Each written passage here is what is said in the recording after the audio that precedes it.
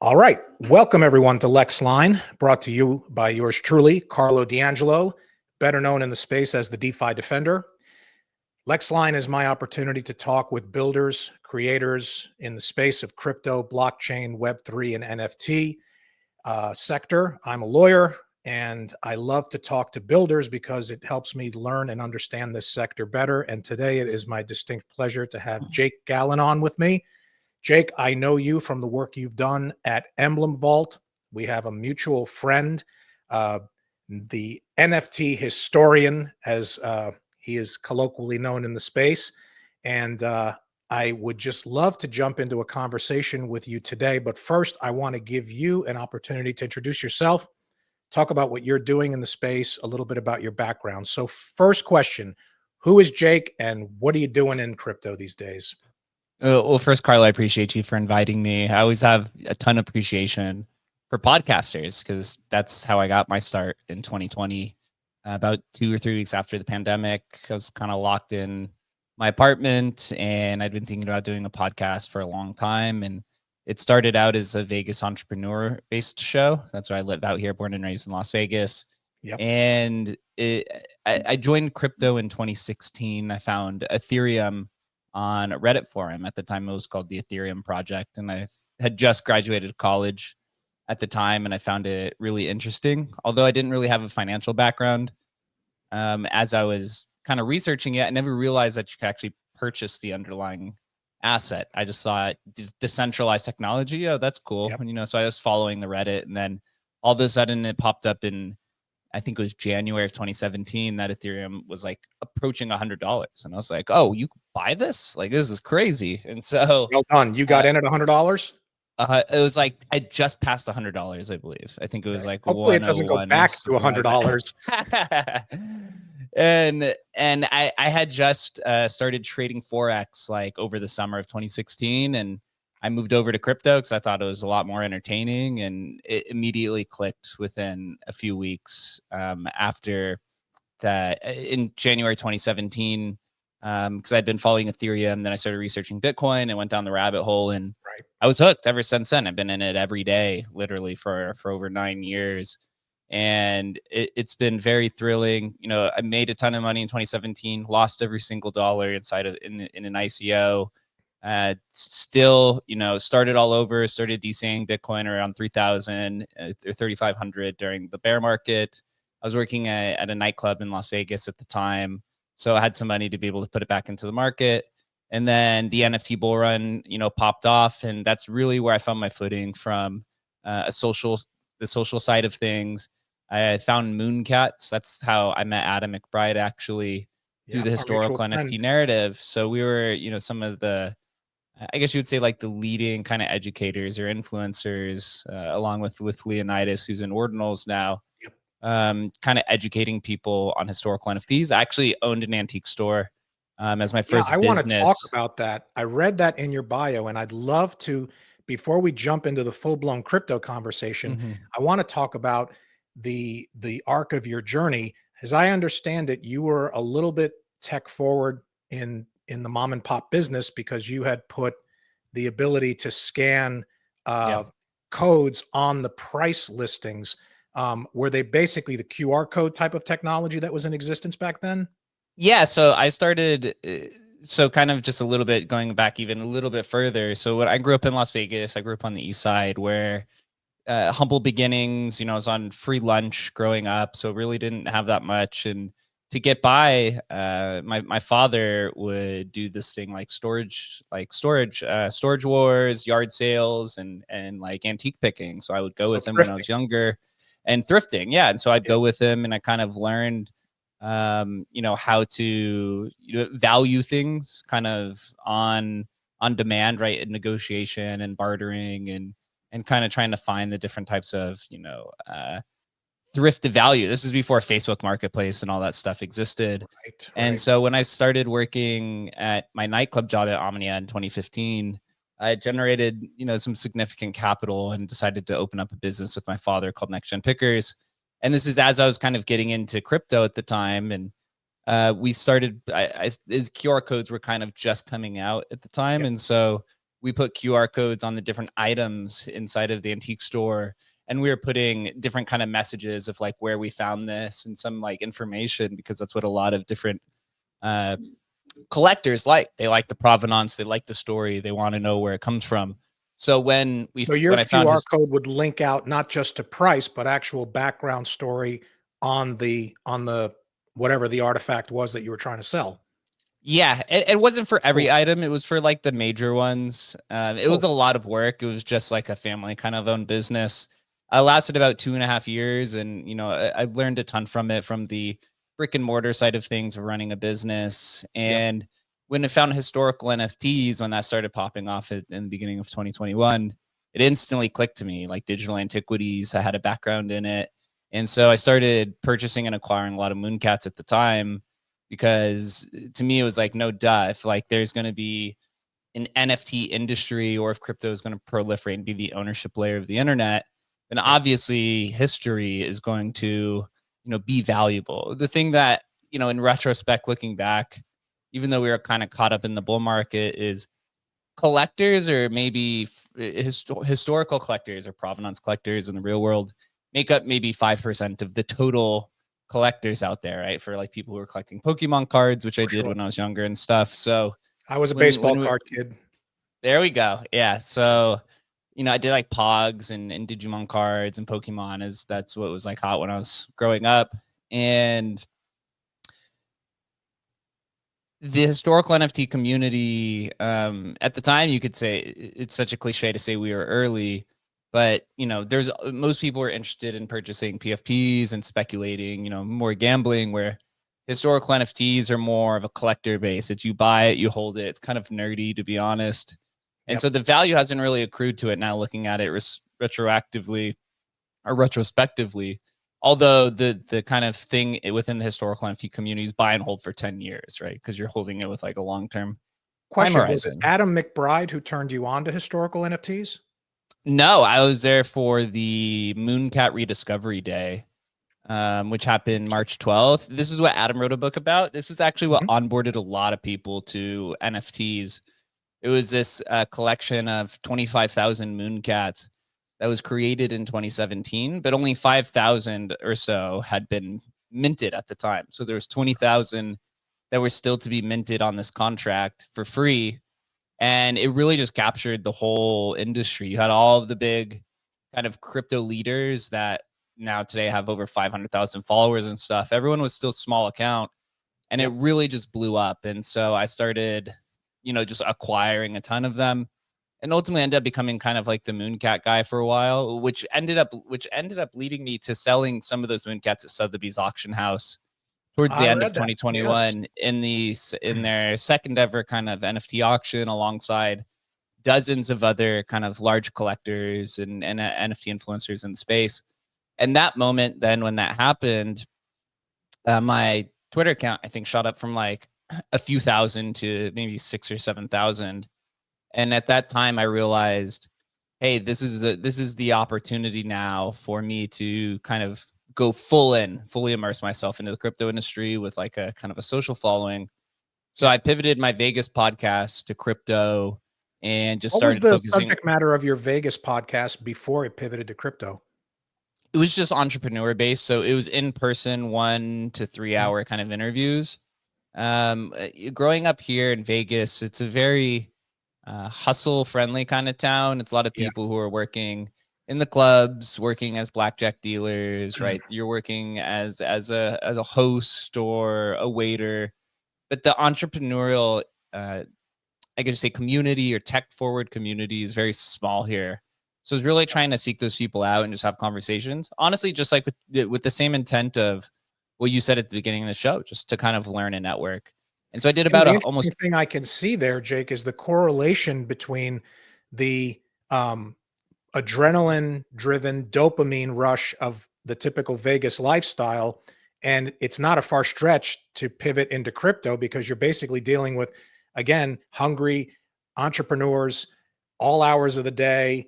Vegas never shuts down. Obviously, crypto Twitter never shut down, and we would run spaces. I remember being on spaces, in fact, with your partner Adam, listening to him talk about crypto skulls and Mooncats and all these historical NFTs. So that was a pretty smooth transition for you because you basically went from one degen lifestyle to another, it sounds like. I remember in 2017 when I was really immersed into the crypto industry. I was running around the nightclub. I was a busser at Omni nightclub for 5 years. Mhm. And I was running around telling all my managers that they need to accept Bitcoin for table service because we have guests coming in spending 10, 20, $50,000 on table Wow. service. And I was like, this should be a standard. Everyone thought I was crazy. And I became the crypto guy kind of at work. Ultimately, they all look at me now and say, I should have listened to you.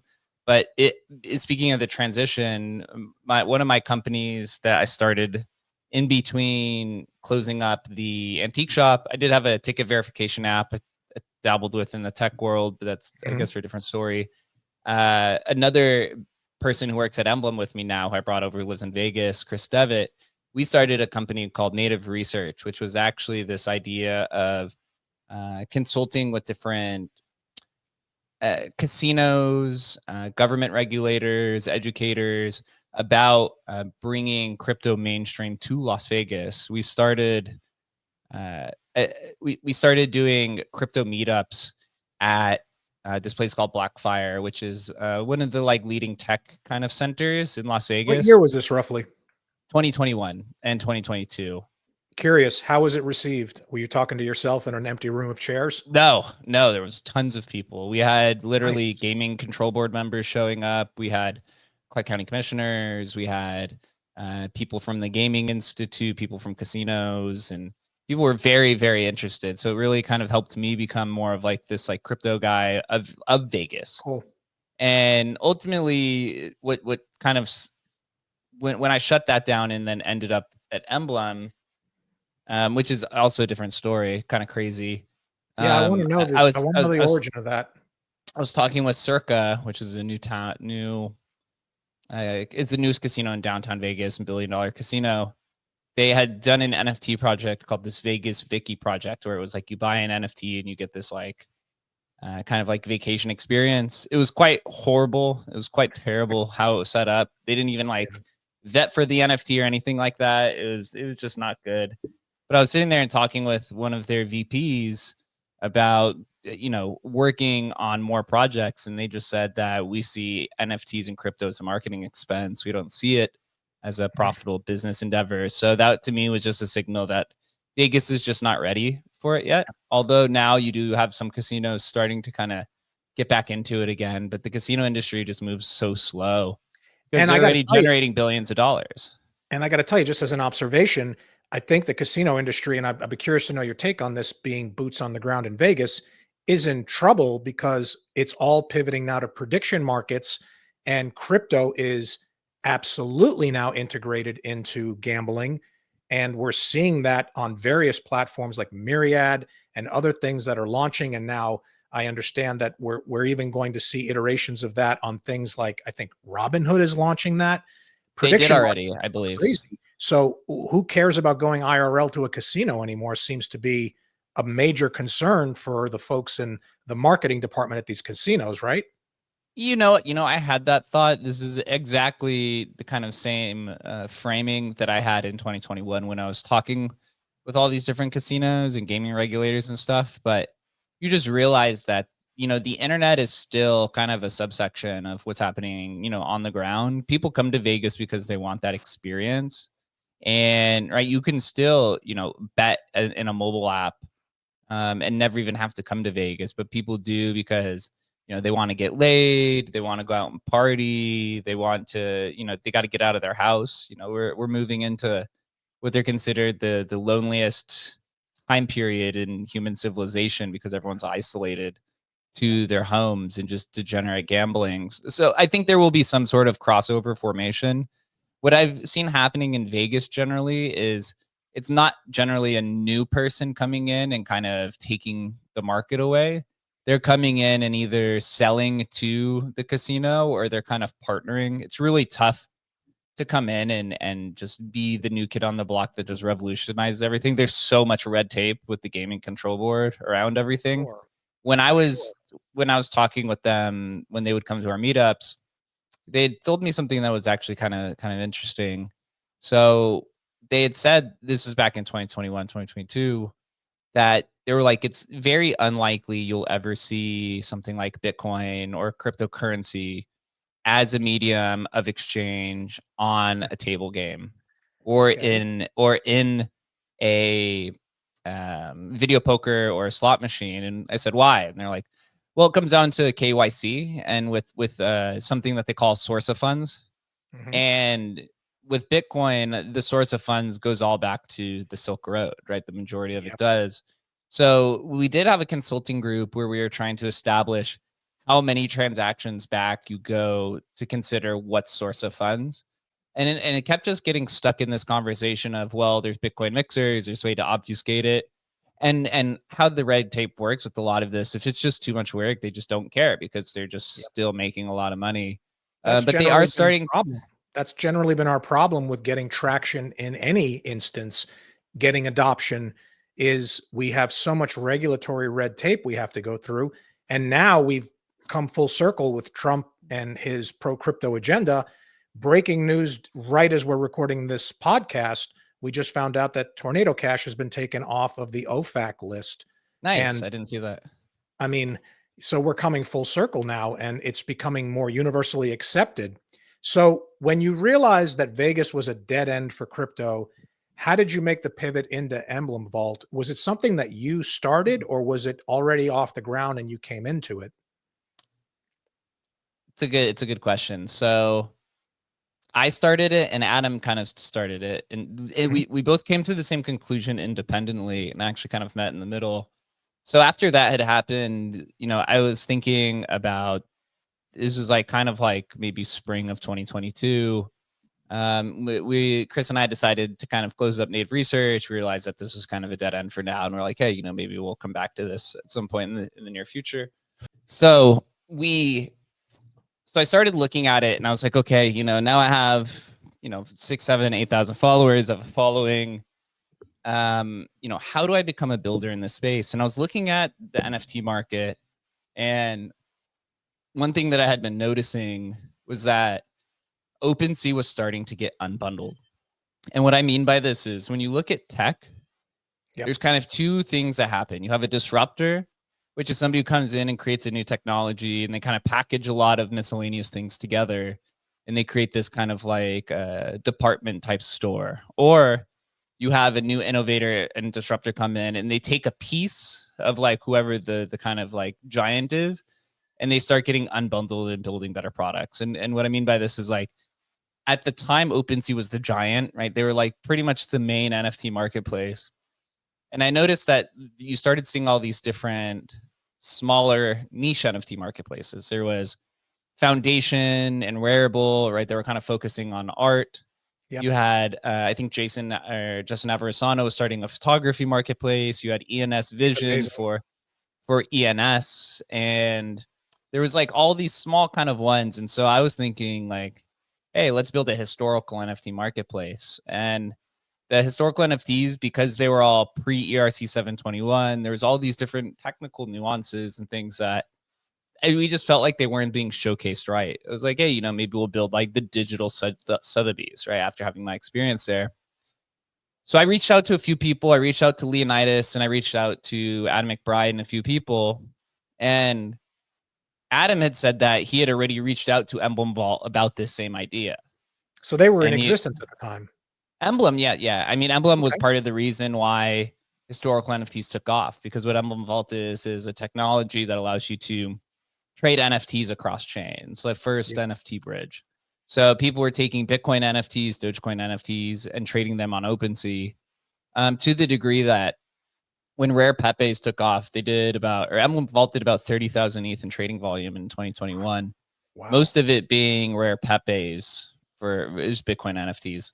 So they were Which are literally also at the heart. something that was rediscovered. I mean, they were there all along, but no one really paid any attention to Yeah. them. Yeah. Rare Pepe is kind of like CryptoPunks, where there was still a community that existed the whole time, but no one really cared until this like whole movement like took off. Yep. Right.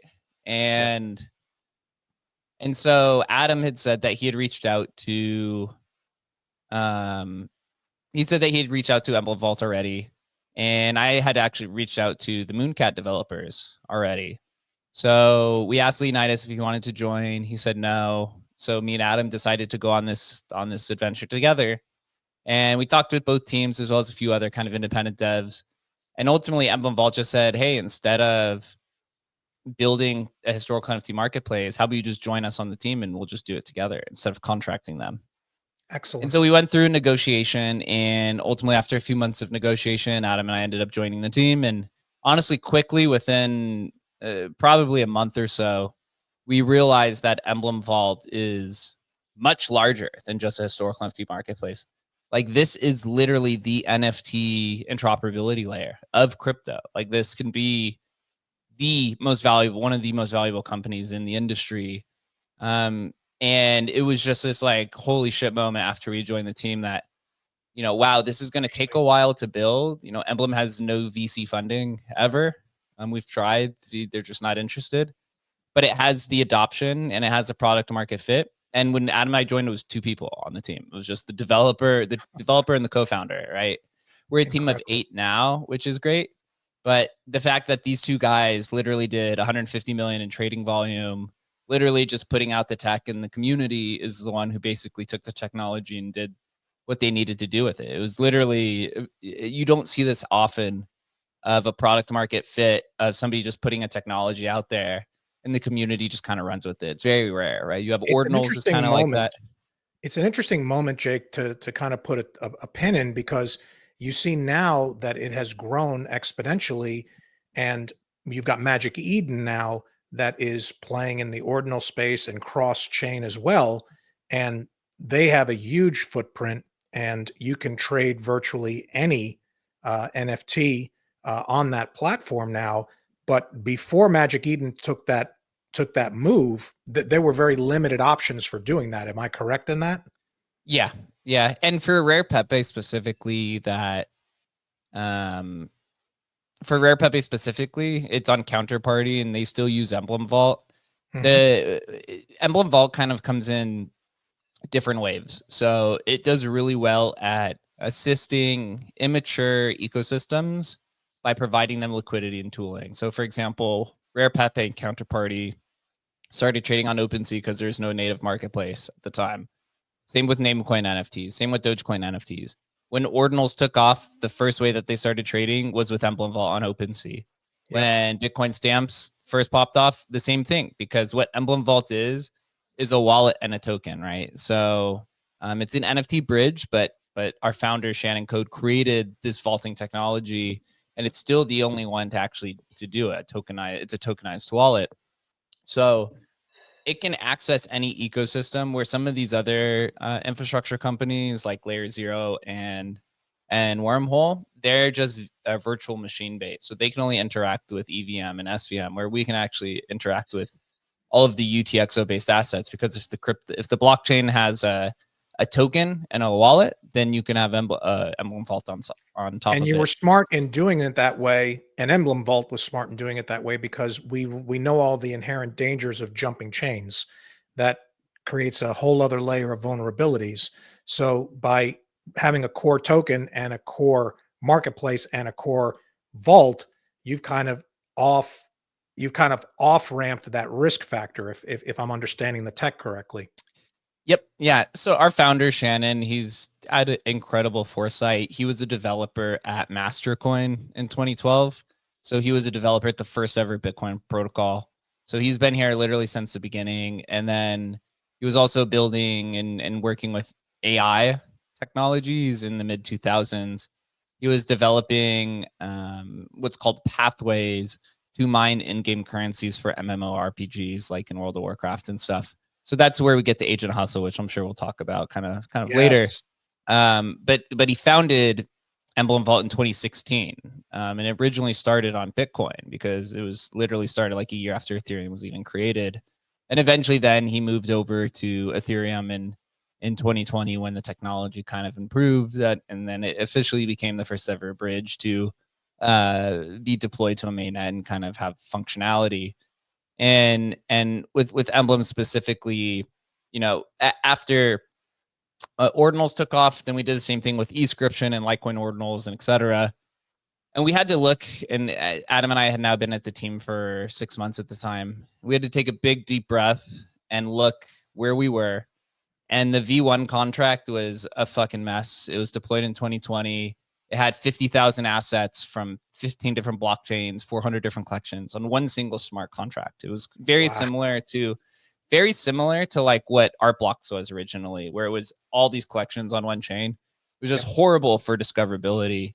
So we had to basically take a giant bet on us and say, we had to basically tear down the entire system to build Emblem 2.0.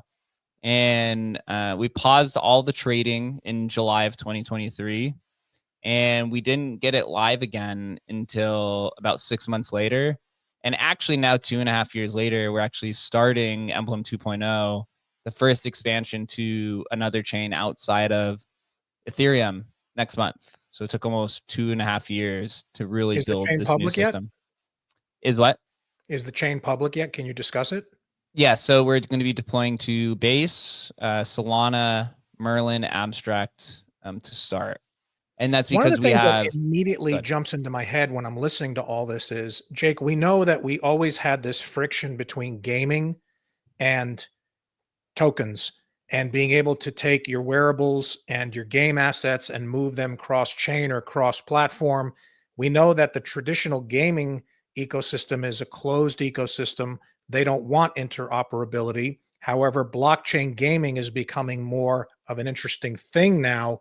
Do you see Emblem 2.0 being a cross-chain protocol for in-game assets? Because I think that would be a huge step forward, something we've not been able to do effectively in the space.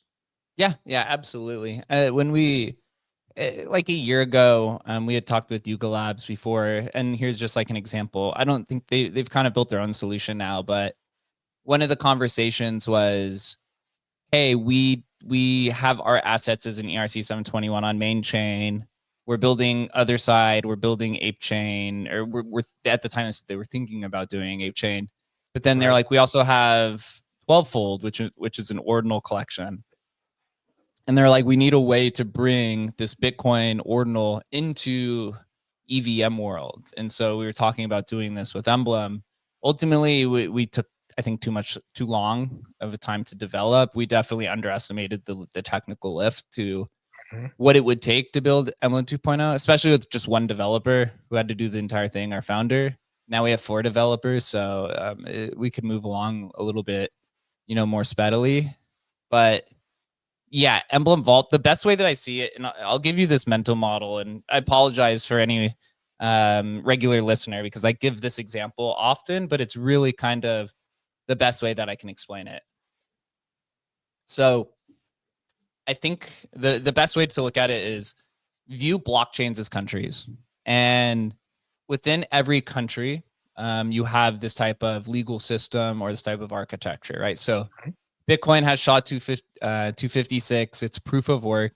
Ethereum is Solidity and EVM. And then Solana is in Rust and SVM. And each of these have their own type of architecture. So you could think of it as like the laws and rules of the land, just as you have the Declaration of Independence and the Bill of Rights and things like this for the US, and the European Union has their own thing and such. So in that point, when you're building a digital civilization, then you have to divide the country into states and jurisdictions, and you can consider this L2s, you consider this applications, you can consider it app chains, L3s, or meta protocols if you're on Bitcoin. So those are, the different boundary lines that exist within these different countries that are blockchains. So then once you have kind of the system, or once you have the law and the land divided up, then you need to create assets. So within every blockchain, you have fungible tokens. Inside of every country, you have a fiat currency, but you also have these other fungible tokens, things like Roblox bucks, right? Or your Chuck E. Cheese tokens, or now you need trade agreements between these nations, so to speak. Yes. Yeah. So yeah, you're kind of front running me on the speculation, but or on the example. And then you have NFTs, right? That exist. And in the real world, 99% of what exists in the real world is non-fungible, right? Your desk, you could do things that are speculative or non-speculative, right? Like your desk or the Stanley Cup that I have here, right? That's kind of non-fungible, even though it's produced in a lot, or maybe say it's like semi-fungible. But then you have these different types of assets that have value, like your car or the piece of art that you have behind you, right? Or your laptop or, whatever XYZ, your Pokemon cards. So those are what NFTs are in these real world, or this is what NFTs are in the blockchain world. So then once you have a country that has, it has states, it has counties, it has people that exist, it has, tokens, so medium of exchange, and then it has assets that accrue value that people own. Once the countries are mature, then you create this import export business that begins to happen, right? Every country has a strength that they'll export that to countries where that is their weakness. And so in order to do that, you need different types of vessels to move these assets across different countries. And so the And things that move, traditional gaming ecosystem was reluctant to do this. So if you had a cool sword in one gaming ecosystem, you couldn't take it across the border, figuratively speaking, you couldn't take it to the next chain, to the next gaming ecosystem, which has always been that friction point. yep, and that's their moat, right? That's their business. But like, Mhm. it's just like in the real world. If you go buy a jersey at the Raiders game, you could take that jersey outside of the stadium, right? Once you wear your clothes when you walk into somebody else's house. It's not like you have to buy a new a new shirt, right? You could take the shirt to whatever country that you want. And so the crypto has these different vessels that are being created. You have wrapped assets, bridges, and vaulting. These are the three Yep. solutions of your right now that you can move assets between. Wrapped assets and bridges are generally focused on fungible tokens, right? You could think of this as like a remittance network or the Swift system. And these move billions of dollars of value across these different countries. Emblem took the different approach and focuses on non-fungible assets. I actually did some research and I looked at like what's the international GDP of the shipping industry from domestic and international. This would be things like shipping containers. This would be things like Amazon, your postal service, FedEx. It's almost 10% of global GDP has to do with the international shipping industry. And this is what Emblem is doing, right? So if you look at like Amazon, for example, what does Amazon do? It takes a box, right? And in Emblem's case, it's an NFT. And in this box, you can put fungible or non-fungible digital assets. In Right. Amazon, what do you put in a box, right? You could put non-fungible assets for the most part. I don't think you could put currencies in there, but you could put like gift cards that have access to right Roblox bucks or whatever it 100%. is. And then what does Amazon do? It takes the box from one place to another. And this is what It's a what logistics Emblem question.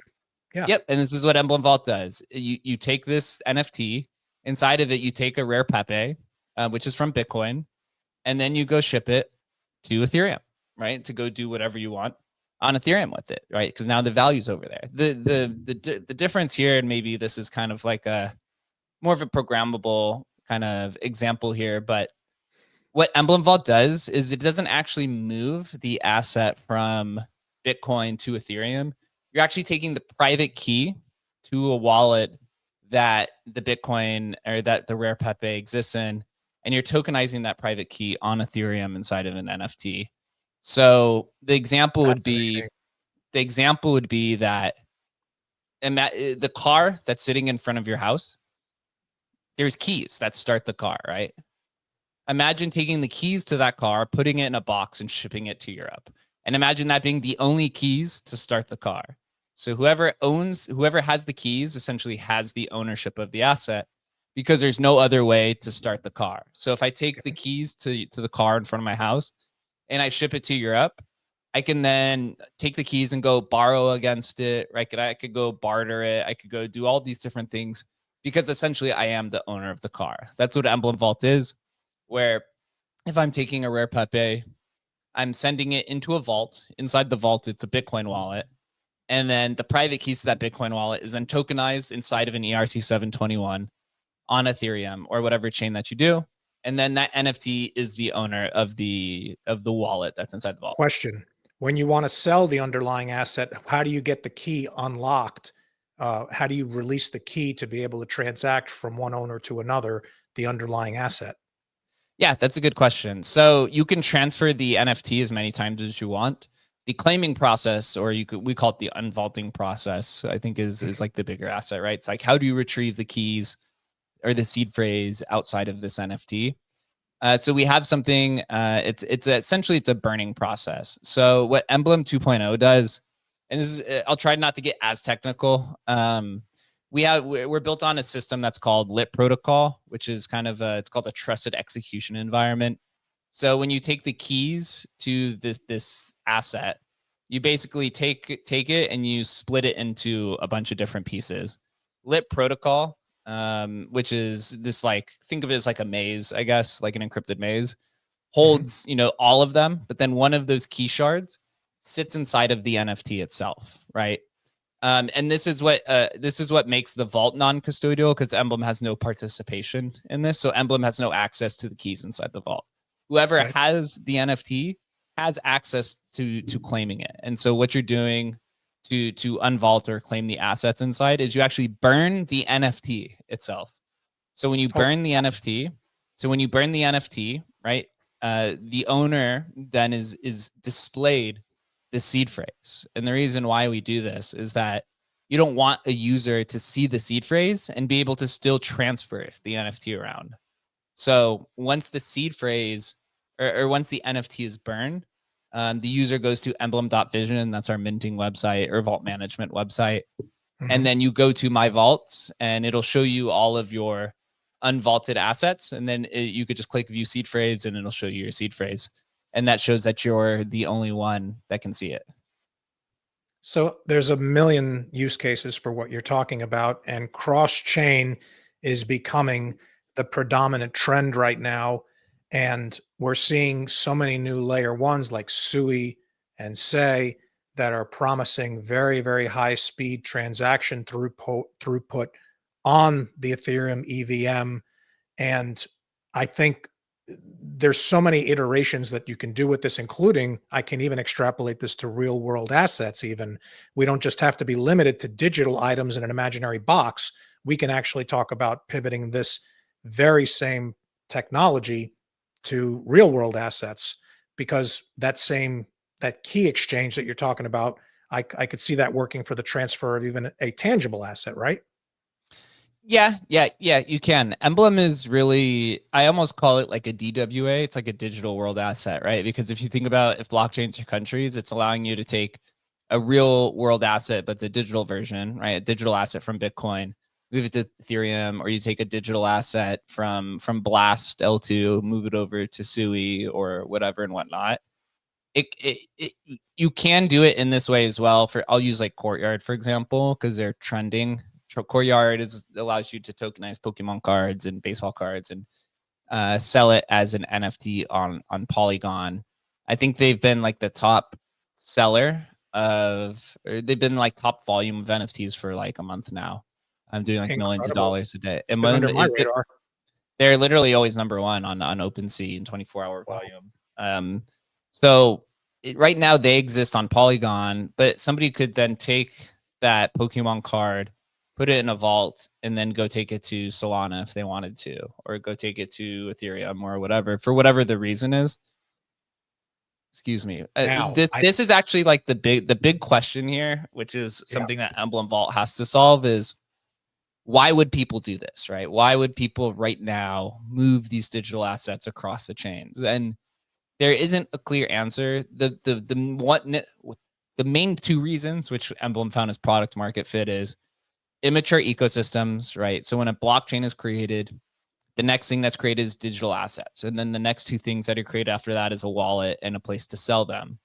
But sometimes that could take months to do. So people will just take the digital assets, put it in a vault, and sell it on And they're Ethereum. clunky. A lot of those And it's first clunky. wallet, they're very clunky. They're hard to get into, and they're not universally used. So yeah, this is a nice alternative. Yep. And so, limited infrastructure and liquidity are always like the primary two use cases. But once the crypto ecosystem matures, right, then that becomes less of a need. So then we start looking into advanced strategies where it's like you get into this cross-chain world, and it's right now there seems to be a large interest in cross-chain apps. So, for example, a lending platform is actually pretty good. Is a pretty good example. So we'll go to a blockchain, we'll partner with the NFT lending company, and they'll start supporting our collections like Rare Pepe and Node Monkeys. And I still think to this day, the largest Node Monkey loan for, I think it was like $600,000, was actually on Ethereum, even though it's a Bitcoin asset. And they used Emblem Vault and Arcade to do it because the liquidity that exists within Arcade and Ethereum for NFTs is just significantly higher than what exists on chain. Also, with Bitcoin, right, there's these different kind of technical trade-offs. But what we're starting to explore now is, hey, if you have Emblem that exists on every chain, think of it as like every time Emblem deploys to a new chain, it's like Amazon is setting up its global shipping center. So now you can move assets in and out anytime that you want. But we're starting to really think of this idea of taking one NFT and generating yield with it many times. So for an example, if I have Bitcoin, right, and we consider Bitcoin an export chain where we consider Ethereum an import chain, and Solana is starting to become an import chain as well. And what I mean by that is like most people take assets from other chains and they basically import it to Ethereum as TVL to generate yield, right? So if why is it that I could take my Bitcoin and I can go to Ethereum and I can go, I can go loan against it on Aave and make some yield. And then I could take that same Bitcoin and bridge it to Solana and then go stake it in whatever application to go generate yield for whatever the Ponzi is of the day for their token that I could dump later, right? Or I take my Bitcoin and generate points so that I could get an airdrop for whatever the token is, right? But why is that? Why doesn't that exist for NFTs? Why can't I take the same CryptoPunk and go lend against it on Solana, right, to generate some yield? Or then why can't I then go take it to Blast to go stake in a protocol to get points for whatever the application is? Or why can't I take that CryptoPunk, go take it to Other Side to go use it as an avatar to then go, mine ApeCoin or whatever kind of games that they're doing? Like, why doesn't that exist? But why is it in the real world, I could take a piece of art and I could go take it to Europe to go, lend against it in the European art markets, or I could go lend against it in the Australian art markets. And you can do arbitrage with a literal piece of art just by going to different countries. That does not exist. I think because it's counterintuitive to the traditional way of thinking of assets, as you can only encumber an asset once. Because if you get liquidated on the asset, if you've encumbered it multiple times, it's almost like a double spend principle. Who are you going to pay first when you've defaulted on your collateral? Yeah. The cool part of crypto is that it's very programmable, and people are starting to look at NFTs as these as bearer assets where there is a lot of value there. We have a Pengu ETF now. I mean, that's in the application pipeline. So yeah, it's happening. So when we joined Emblem, we realized this very quickly in 2022 when Adam and I joined, that this is where crypto is going to go. And still to this day, almost 3 years later since we've been on the team, there's still no other NFT bridges that exist. ApeChain has started to do something called Shadows, which is like their own indexer based one, because I think they're starting to see the same idea, probably stemming from some of the conversations that we had with them as well. But the crypto is mimicking every single thing that's happened in the real world is now happening in the digital world. It's all going to be digitized and tokenized.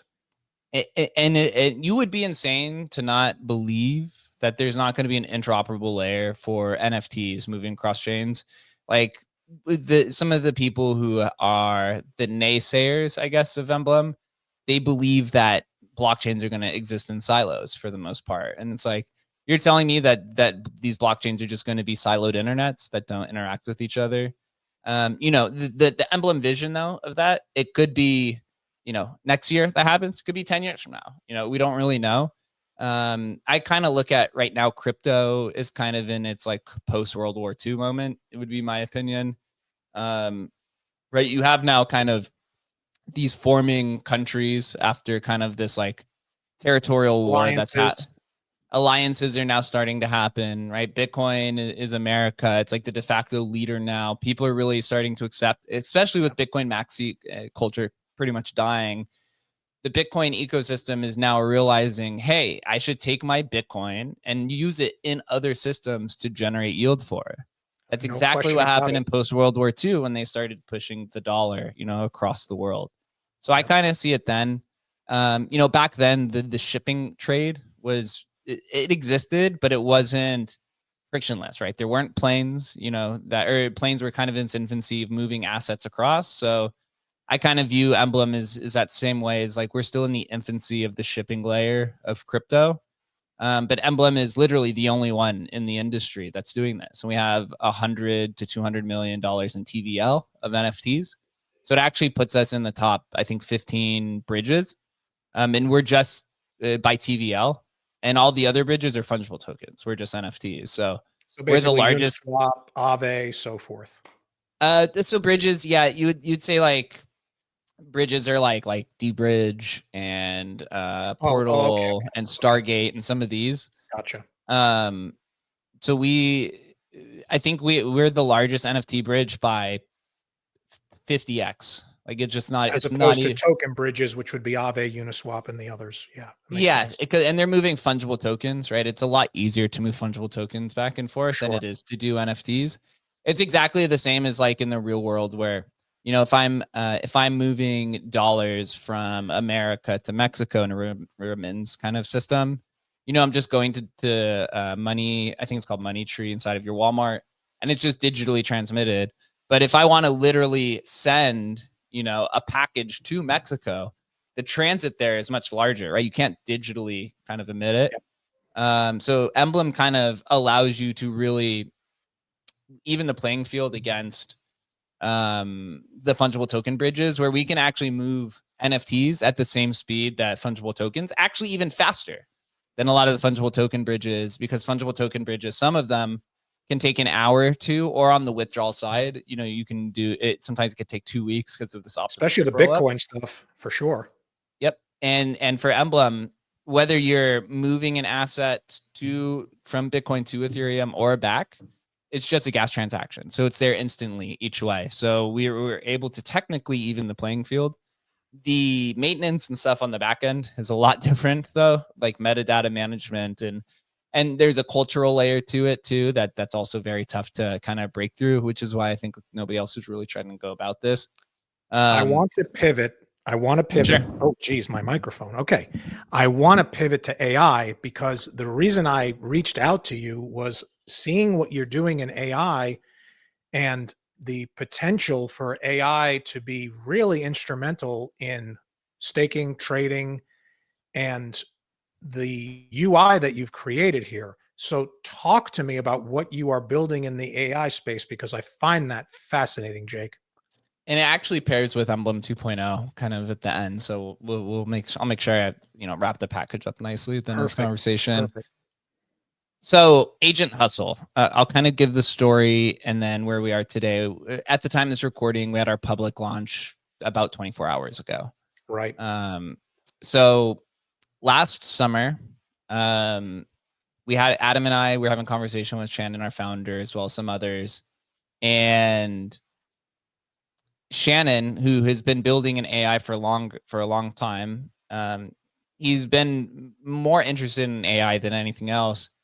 He said over the summer, he was like, "Hey, you guys know we can build an AI wallet, right?" And me and Adam were like, "What? What do you mean?" And he's like, "Yeah, we can build a wallet for AI agents using Emblem Vault technology." And we were like, "Oh," and he's like, and so we had a conversation about it, but this was before the AI meme coin craze started. Mhm. So we started building it as kind of this side project because we were like, hey, well, whenever AI takes off, they'll need wallets. Maybe we'll try to kind of slide this thing in, and we'll see kind of what happens there. I kid you not, we started building the AI wallet, and like 2 months later, the AI boom started happening. We're like, holy shit, we're kind of positioned. We have and the wallet was built already, and it's a smart wallet. So Can you explain for the people who don't know what is the difference between a traditional crypto wallet and an AI wallet? What was the innovation that you discovered there? Yeah, so they use smart wallets, which is different. So like with a crypto wallet, it's called EDCSA, right? It's like the public key, private key kind of technology. Right. A smart Typical wallet is traditional this. cryptology, Yeah, cryptography. this instead of using a private key, it has an API key to it, and this is like what Coinbase is going after. These are what if you've ever used Abstract. Yep. This is what they use is that smart wallet where you can sign in with an email address or you could sign in with Face ID or different things like this, and it generates this wallet, which is much more friendly to the user. For sure, Um, especially normies. yeah, and so we basically took a smart wallet and put it inside of a vault, essentially. So what makes it an AI wallet is that you can give the AI agent the API key to the wallet. And how agents work is all through APIs. You're feeding APIs to each other. This is how they get information. So if you give the AI agent an API key and that API key gives them access to a crypto wallet, now essentially they can kind of own or manage a wallet. Obviously, the agent has to be built in a way to interact with it, but this is kind of it's essentially just a tokenized smart wallet is kind of what I we mean, this built. is going to be the future of trading because we're going to have custom trading AI agents who are going to know our risk tolerance.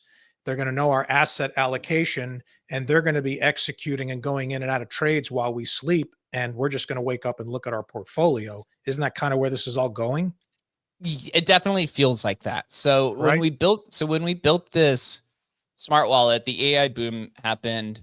We decided, hey, let's let's let's launch an agent on Pump Fun and see what happens. Let's see if the market likes What could it. go wrong? What could go wrong? We actually tried to do it anonymously. Apparently, we didn't cover our trails that much. Mhm. But the trend just picked up that Shannon had launched it, and Shannon had like pushed code to Ethereum code base before, and they saw his GitHub, and it literally sent it $20 million like very quickly. So we Unbelievable. from 0 to 20 million in like a few days. And so we said, oh, I guess we have to focus on this now. This is like this is what the market wants. You have to be able to pivot very quickly in crypto if you want to be Yes. successful, especially if you don't have any venture capital funding and you're just, generating revenue based off of the market. So we built Agent Hustle that launched the initial model on December 31st, 2024. Shannon, again, who's like a brilliant AI developer, I think he's considered probably one of the top 250 AI agents in the world, would be my opinion. He's generally way ahead of the trends and generally posting things and articles that then Google and these companies do like months later. It's like actually kind of wild to watch. So he launched Agent Hustle with memory capabilities so that whenever you sign in with a crypto wallet, he'll remember all your conversations and he ties it to the crypto wallet itself. So none of the other crypto agent wallet or crypto agents I've seen has this capability yet. Although now I see some are kind of some are now starting to hint that they're looking into this. So we built in with the memory, and we had this like strategical conversation of where do we go next now that the AI is built, and we were kind of watching the trends that were happening in the AI crypto space. Obviously, the first one that took off was the KOLs kind of thing, right? The AI XBTs and the kind of slop bots. Our community wanted us to do one of those, but we were like, no, I've seen this before. KOL stuff, dude, it's going to go to zero. Spammy, It's pretty annoying. spammy. Yeah. Yep. We had a feeling it was going to go to zero, and it did. And so we were kind of like, what we were looking at was the Telegram bot services industry. Like if you've ever, used BonkBot or Photon and things like this, these companies last year alone generated like $1.2 billion in fees between the top like 15 companies, maybe Incredible. even more. And so we looked at it and we were like, hey, well, we could build something like this with AI capabilities and we could probably, take market share away or even just grow the market with, what is really even possible. And so we started building in this direction of what's now called DeFi AI. And now a few other competitors started doing it. And essentially, we launched the first working product yesterday on agenthustle.ai. And we call it a DeFi AI terminal. So you go to it. It uses it's on Solana to start, but we are going to go multi-chain. You open up the DeFi AI terminal. You have a wallet, and then you have an LLM. And we built it in a way to where on the left-hand side is what we call mini apps. So you have like a balances mini app, a swaps mini app, an LP mini app, and a pump fund mini app. Mhm. And you can control these mini apps manually, just like you would go to Uniswap and swap on, Uniswap, that interface. We have it literally built into the terminal. Same with Okay. LPs and same with the pump fund terminal where you can see all the tokens. But on the right-hand side is the AI terminal where you can talk to Agent Hustle and actually swap. You can LP and you can pump fund tokens through the prompting interface. And the cool part here is that you can actually ask Hustle for different market data contexts on top of this. So if you see on the left-hand side of the pump fund mini app that, there's a trending token, you could ask Agent Hustle for more information on this token. He'll give you his context, and then you say, purchase this token with one soul, and he'll go ahead and Yeah, kind of, I saw you experiment with that with the Trump announcement, I think yesterday, where he spoke at that convention in New York, where you had triggered a buy order for like every pump fund launch. That's what we're building towards. So I haven't done that yet, but that's Yep. what we're building to. So I'll kind of get to that. So we got this like kind of main infrastructure, and a lot of people really liked it. So within the last 24 hours or so, we've had about somewhere a little over $10,000 in value being swapped in just day one from about 100 different users. So it's about $100 per person. People just coming in and experimenting with it, people giving us ideas. We got this basic kind of framework down because we really focused on the onboarding experience. And what I mean by that is when you open up the mini app, there's 6 what we call directives, which is like swap, generate a wallet, LP.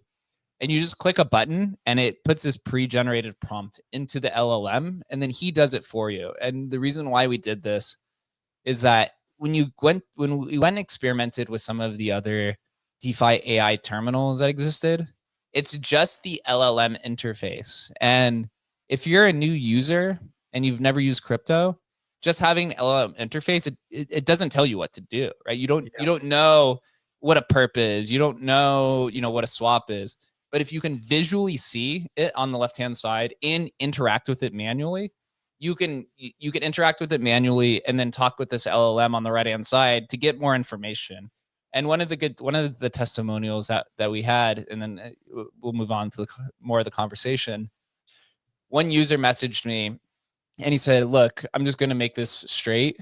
I've been very skeptical of crypto AI products, but the fact that Agent Hustle walked me through how to provide an LP when I had no idea how to do it makes me very excited for what you guys are building." And even furthermore, what he means by that is nobody's ever helped me figure out what an LP is, and I'm also probably too afraid to ask in public because I don't want to look stupid. Right. But the fact that I could sit here and talk to an LM and he'll give me strategies on top of it makes me feel more confident to interact with on-chain technologies. And then I can actually participate in this on-chain economy. And that's really what we're trying to build here with Agent Hustle. And we have some really innovative features, which we'll probably talk about next. Which is fascinating because if you think about it from the early days of trying to learn the tech, we had to figure it out with blunt force effort, and we had to make mistakes. You had to figure out how to swap, what protocol to use, which chain. I mean, I could think of examples. One time I had a wallet on, if you remember in the early OpenSea days, they had Fromatic. Do you remember that I wallet don't remember provider? it. Fromatic? I don't remember I that. think it was called Formatic. And I had started a wallet with Formatic on OpenSea, but I wanted to use a MetaMask wallet. So instead of just creating a separate wallet account, I had to figure out how to bridge that wallet from Fromatic to MetaMask, which took hours and was a complete waste of time. And now all this can be figured out by the use of a dedicated AI agent who can help you set up liquidity pools. And now you can play in the DeFi space. Now, question, what does this do to protect against traditional exploits like MEVs and sandwich bots and et cetera, which newbies who don't know how to adjust gas, who don't know how to game that system can get burned? Are there protections in place for people who are utilizing this to try to avoid those front runners? So MEV is an interesting dilemma, because you For hope sure. there's kind of two things to that. One with MEV is, here, let me put it this way. So the first thing we did for safety precautions is, the first thing you want to do is protect the user from the AI agent making or protecting the user from the agent making hallucinations, which causes, the purchase of a wrong transaction. So the first thing you do is you put in this kind of like confirmation where if I say, hey, Agent Hustle, swap 1 SOL for as much bonk as you can get, he'll come back with the report and say, here's the quote, 1 SOL equals a bajillion bonk. Would you like me to make this purchase? And then you have to actually say yes for it to confirm, because some of the horror stories I've seen is that if you don't have that where the user can verify what's about to happen, sometimes he'll buy the wrong token. If he buys the wrong token and it's low liquidity, then all the bots on the other side are going to sell into that pump, and you essentially just lost all of your money, right? Exactly. Yeah. So from that perspective, we're actually calling it degen mode. So degen mode is on by default. Eventually, we're going to have that as a toggle where if somebody wants to have faster executions, then you can have that turned off, right? Because right now with AI agents, just to put it very clearly, people probably lie to you, but doing these things manually is much faster than through the LLM. Single transactions, right? So this is why we built the mini apps. If I go to the mini app and swap SOL for WIF, that's going to be much faster than going through the LLM to say, hey, spend this amount of SOL on WIF, because he has to come back with calculations and stuff. Yep. But where the AI agent excels at and is much faster is multi-step transactions, where you could say something like, hey, Agent Hustle, take every single token that you have in my wallet and swap it all for SOL. So he could take, the 15 tokens that you have in the wallet, and he'll do this 15 multi-transaction where they'll all get swapped for SOL in a single. And so that will be much faster. And when it comes to MEV protection, kind of the way that we look at it is these DeFi AI terminals, and what AI agents do is it evens the playing field between the quants on Wall Street that are going to be in crypto, who've been using AI type technologies for decades at this point, the developers in the industry who've been building bots for a decade, and then retail, who has no developer experience.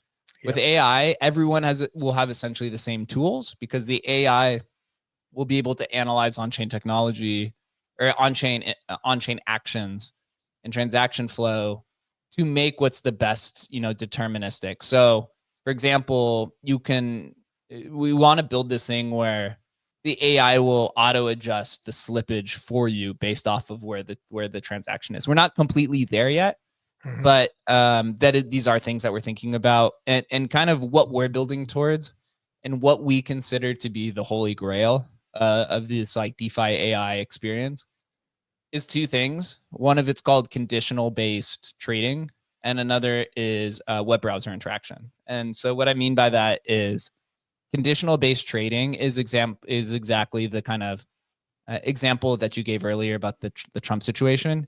It's a 20 to 30 step multivariable transaction. So it could be like, if I have 5 CryptoPunks, you could say, take my 5 CryptoPunks, list them all at 40 ETH. Whenever one of them sells, delist them and relist them at 45 ETH. And then if all of them sell, then delist it and list them at 55 ETH, right? And then if one exists, then list it at 100 ETH. And you can do this all, in a programmatic way through the text kind of prompts. And then with web browser interactions, you could take these on-chain multi-step functions and have it interact with something with a context of a web page. So this is where you get this kind of idea of, hey, Agent Hustle, take 10 Sol in my wallet and spend $10 on every newly created pump fund ticker when this YouTube plays for Trump's speech, right? And so you can get these creative strategies that's happening because you have this on-chain kind of conditional based stuff that's going to be executed, but it's executed based off of something that's happening on a web browser, right? Because they can interact with it. So to us, once you get kind of both of these working, now we're going to let the creativity flourish, because if you have an even playing field where everyone's using the same tools, what gives a user a trading edge is going to be their creativity and kind of whatever their knowledge is in a specific area. So you could set like parameters for like, hey, if a phrase trends on TikTok and gets so many views, which will then indirectly ultimately end up in a meme and a meme coin, you can program it to be on the lookout on Pump Fund for that shitter to drop, so to speak. Yeah. See, I didn't even think of that, but that's the type of stuff that you could do. Yeah. And you could just imagine that the type of creativity that people will experiment with. And even in this last, 24 hours since launch, people are already coming back to us with all kinds of feedback of different types of trading strategies. The most basic ones are ones like the token for Agent Hustle is called Tensorium. We've had some few brand changes since we initially launched, so that's why it's called Tensorium. The basic ones are, hey, Hustle, buy Tensorium when it dips 15%, and then sell it in 15% price gain intervals for five times or something like that. Which right? you can't do with traditional, even centralized platforms. You can set limit trades, but you can't get that nuanced with it. Yep. And so these are this is probably the most common kind of ones, like requests. That and scam prevention rug police. Like it seems like most people also want, like, the pump fund interaction's been I think the most popular so far that we've seen. And most people want the agent to tell them, hey, am I going to get scammed buying this token? That is like Can probably you monitor number like 2. bubble maps, for example, and be on the lookout for when you have massive liquidity exits? Yeah. So for us now, Very cool. it's very cool. We have bubble maps on the roadmap to add, but what we wanted to do was release this and then move in the direction of what our community was telling us, whatever they wanted. And so conditional based trading was number 1, and then scam prevention has been a pretty close number 2 in terms of what they want. So once we get those two kind of things working, it'd be really cool to just see what the agent can do. And web browser interaction is a big priority as well. And we want it to just be this very awesome kind of experience to where the user is that the terminal is almost like a Bloomberg terminal with AI, but for crypto. But you can also talk with Agent Hustle for things that are not crypto, and you can actually upload images to it, which I haven't seen any other crypto DeFi AI platform do. And what I'm interested in this experiment is, you could take screenshots of like people's tweets and then say, apply this tweet to your logic for whatever my trading strategy is. Is it intuitive? Will it give you tips? Yeah. Excellent. I recommend just trying it out. It's quite crazy. It's quite crazy how intuitive you can be. I actually screenshotted my own Twitter account profile and said that this is me, so that he knows who I am. He knows that I'm Jake, and he knows some of my information. But then once he has access to web browsers, he can then look and see anything Jake Gallen on the internet, and then he can apply that to the conversation of whatever the kind of logic is there. I think the thing that's liberating about this, Jake, is that if you are in the meme coin trenches, especially at the height of the meme coin craze, you were looking at your Phantom wallet and you were looking at Dex Screener every minute, constantly worried about, am I going to get rugged? Is all the liquidity going to go away? And if you could pre-program, and even looking for the next big thing, how many times have you, I can say it from my perspective, how many times have you looked at something on Twitter or on X and you're scrolling and you're like, yeah, that's going to be a meme. And then you keep scrolling and then you look up and it's now at a $50 million market cap. If you had something programmed that could be intuitive enough to monitor activity and engagement and front run those things, that's pretty powerful. I do have a question. I I trust you're familiar with the recent AI XBT blunder where it sent 55 ETH. What went wrong there as far as you can see? So the founder came out and said that it was a hack on their admin dashboard, actually. So he actually wasn't tricked. It was a social engineering where that somebody had access to their admin dashboard and basically programmed him to where if he said something on Twitter, one specific word, 'cause I forget what the quote was, the word was that he said. It was like something super random that he then sent it to that person's wallet. But the crazy part here, and Adam and I were talking about this before as well, Adam McBride, is that the social engineering in crypto is getting so strong that they went so far to basically scam. They hacked the system, but then they made it look like publicly that they tricked the AI agent so that the community didn't know that it was actually an exploit within the admin dashboard. They just looked like the agent got hacked. So you really do have to be kind of careful what's going there. The social AI, I mean, I asked the question. They got me. Yeah. The social AI space is super interesting, and we're monitoring that. We haven't put Agent Hustle yet, the Twitter account, in an automated way because we are looking to see what social strategies are popular and then which ones have long-term staying power. So like out of all of the AI bots that happened, right? AI XBT stood the test of time because people want alpha, right? So that's very clear. People want alpha.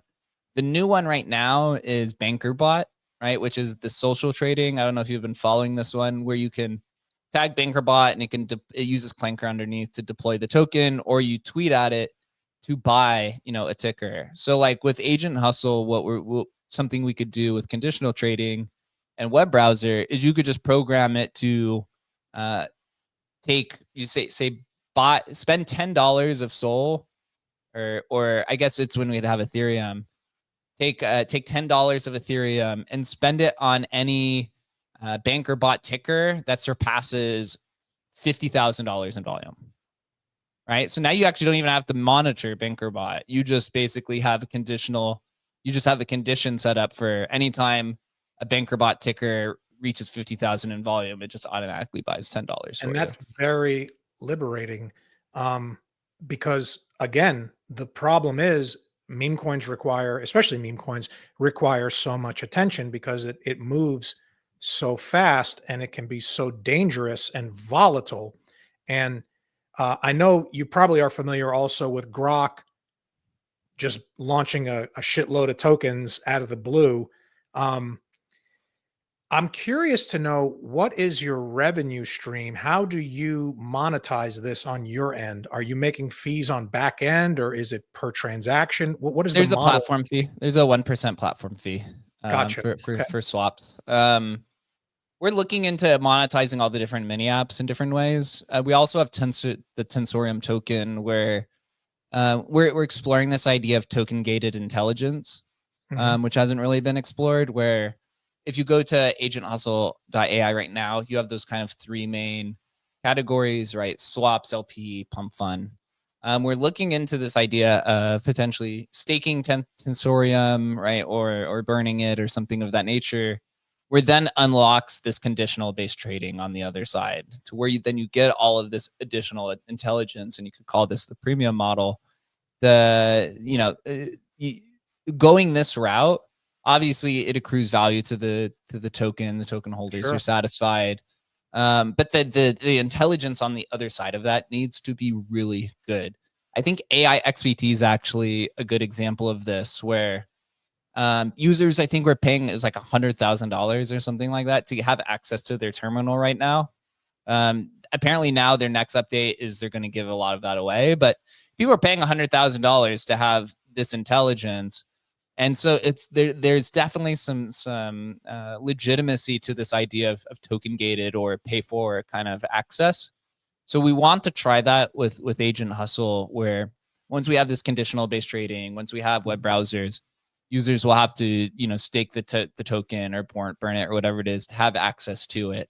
And that potentially can be a giant feedback loop, where if users are proving that they can do these things, like buy $10 of banker bot tickers that go over $10,000 in volume, and word gets out that that is a successful strategy, you'll see people flooding in to buying this token, right, to Yep. do this kind of thing. And there's there's platform fees and stuff like that. But at the end of the day, there's two ways to monetize in crypto.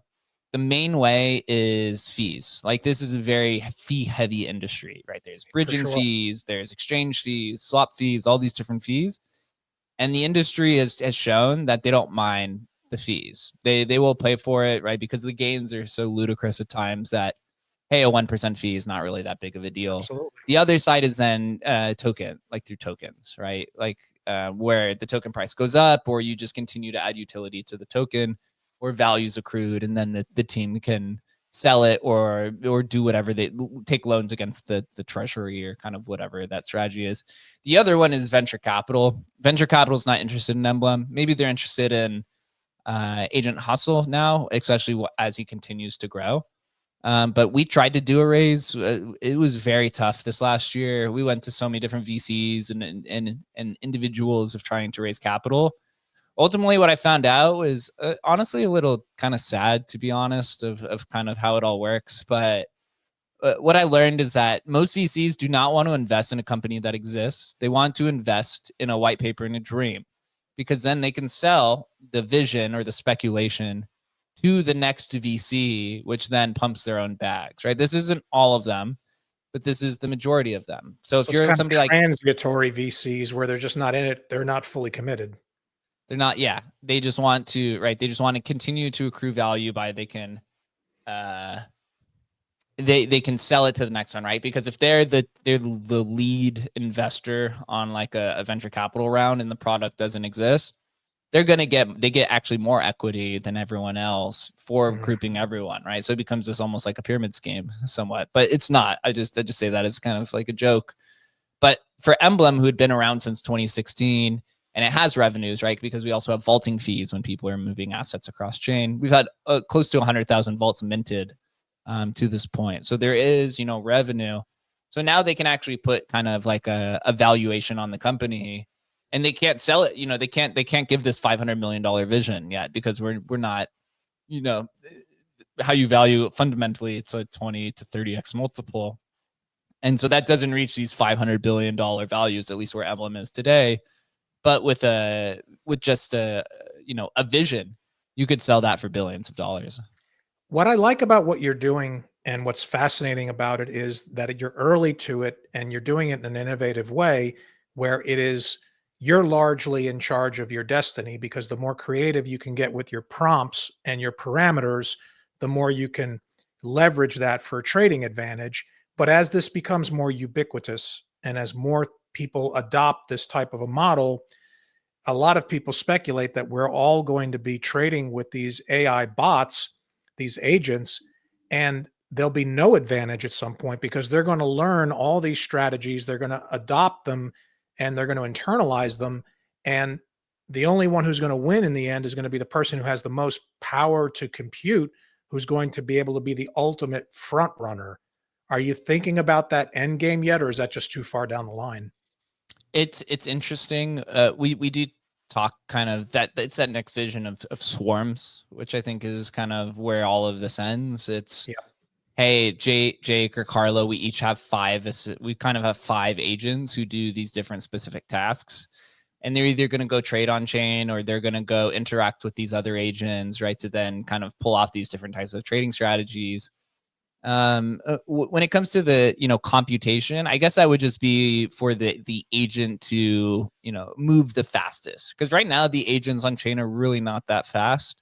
Yep. It's really built more towards the kind of curious mind, or the person who's right now it's really just a kind of incubation period across the board of figuring out what it is.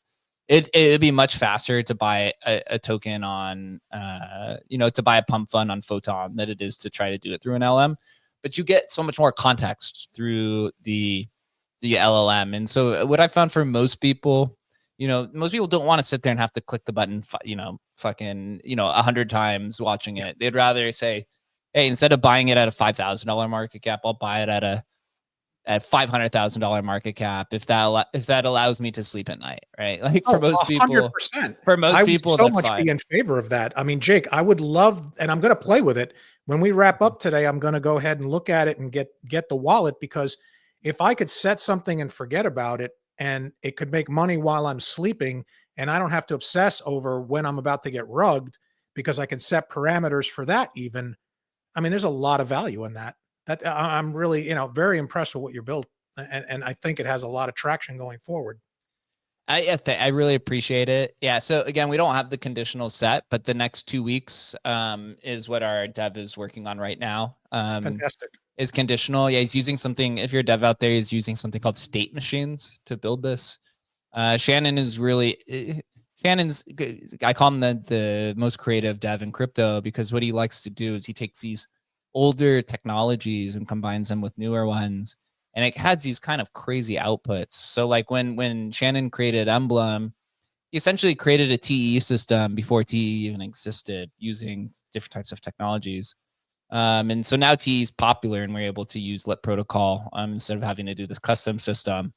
And so what he's doing now with conditional based stuff is what we believe the majority of people are going to want to do, because you could have this long kind of string, but it's going to take a process to get there, right? Sure. When we did this testing period a few days ago, we found all kinds of different bugs. And ultimately what we found was, hey, this current tooling system that we have right now, not the best for where we want to get. So essentially it's like, hey, let's rip this apart and rebuild this to now where we think this needs to be, based off of the information we have, that's based off of the computation that we've been pushing and the requests. I mean, we've been burning through a few $100 a day in credits just testing this out. So question, is it really just natural language intuitive? You just type in your prompt. Do you need like no programming experience to set these parameters right now? Nope. No, no programming experience.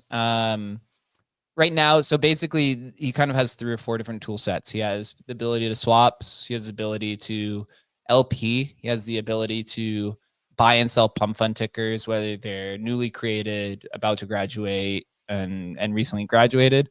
And then he has real-time data from Bird Eye. And so he can pull in Solana token information. And then he obviously has his memory, so that he then has all of the information. We use Anthropic. We use Claude as kind of the base model right now, but we do Cool. switch between some of the other ones. So it's built on Claude 3.7, where Claude has all of this information as well. So it's essentially just building tooling on top of it. And he's really good. It seems like a lot of our users are really interested in trading strategy. He's really good at providing different type of insight, and he's really good at tokenomics. We actually talk to him a lot about tokenomic strategies, even of what we want to implement. So actually some of our users, they figured out what we do. We talked to him. So they'll basically on their side talk to him, asking what type of stuff we've been asking him so that they kind of get the alpha through him, through the different types of conversation that we've had. So it's kind of this fun cat and mouse game. I have a selfish ask, because it's frustrating to me, because I've tried to converse with AI about crypto and trading strategies, and it's just not there yet. And one of the most frustrating things about it, that it just seems to be such an obvious thing that could be fixed. Why can't I just put a wallet address into an AI agent and have it analyze that wallet and give me a report on what the tokens are in there, the buy in, the buy out? Why can't it do that? So it all comes down to API aggregation. So like with dude, I've gone through a crash course the last few months, specifically with the Solana API ecosystem. Which is complicated. It's very complicated. It's not like Ethereum. Ethereum is much more polished, where a lot of these services have basically the entire tool shed, where Solana, it's not really like that. Especially when you get into Pump Fund, where the pre-bonded tokens are a completely different system than the bonded tokens, right? And so there's this like kind of gray area of how a lot of it works. And so, to be honest, like the Solana Explorer system is still not that great as well. But it all comes down to the different types of APIs that are plugged in.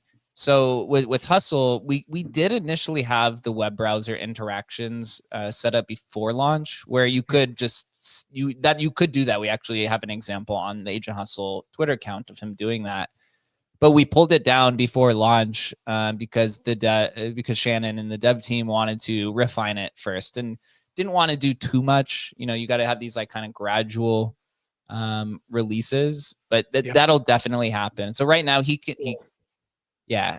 So right now it's mostly just kind of token information, but really just kind of experiment with it. And what Adam and I have said on a few shows we've gone on is experiment with them now, because the next thing we're going to be doing is adding Bitcoin support and then Ethereum support, because it's built on Emblem Vault technology, Right. and the wallets are non-custodial, so we have no access to the keys. We can derive a Bitcoin wallet address and Ethereum address and all these other ones. So we're going to start building mini apps for ordinals and for runes, right? And Odin Fund. And then on Ethereum, we want to add like a Polymarket mini app for betting, and all these different kind of mini apps, to where the Ethereum side is just basically abstracted. It doesn't matter what chain it is. You could just say, to him, you could just say, hey, bet $500 on this Polymarket line, and on the back end he'll do all the bridging and stuff like that, and then kind of place the bet there. So that's really kind of where everything gets exciting. But what we realize is we have to first make the AI agent the most capable possible before we do expand to all of these other chains. And dude, it's what makes me so excited. It's it's crazy because 6 months ago it's not really like crazy into AI, but now as we build this and running dev teams and stuff, you go through this crash course, and it's the real deal, man. It is. I truly think this is that next cycle is what I like to call the intelligence cycle, whereas this last cycle was the attention cycle, and the cycle before that was utility. So like in the NFT run, it was all about, hey, how do I token gate this thing? Or how do I use my NFT as an artist pass, right? Or a mint pass? Or how do I use this NFT to real world events? And then this cycle, it was all about meme coins and socialfi, right? And live streaming. And next cycle, what I classify as the intelligence cycle, will be DeFi AI terminals, swarms, right? Creativity on chain, prompting, all these different type of. You even see it kind of now with like Kaido and like what they call InfoFi, right? With like Mindshare and things like that. So the best thing you could do now is just test out all of them, not even just Agent Hustle. Go test out Griffin and Hanon and some of these other ones. Look where the differences are and try to figure out where your edge is, and just become familiar with it, because as you said in the show, all of it's going to be ubiquitous. And I guarantee you a year from now, every crypto protocol is going to have a holy shit or oh shit moment where they realize they have to have an AI strategy. And a lot of them are probably going to get caught off guard. Well, you got my attention. So in closing, Jake, how do people find out more about you, and how do they find out more about what you're building? I appreciate the conversation, Carlo. It's been awesome. Man. And yeah, always feel free to reach out to me anytime, or any of your listeners. They can find me at Jake Gallen _ on Twitter. Just make sure you see the Emblem account. There's a lot of fake accounts out there. Sure. And I'll put links when I get this uploaded for sure. Yeah, I appreciate that. And then the Emblem Vault account at Emblem Vault, and then at Agent Hustle AI on Twitter. But you could just go to agenthustle.ai is the website. Really recommend just really experiment with it. Go through the onboarding experience. Really just kind of take it in what's going on, and don't be afraid to ask any type of questions. Even if you don't want to perform an on-chain transaction, literally just sit there and just have a conversation to really kind of understand, where the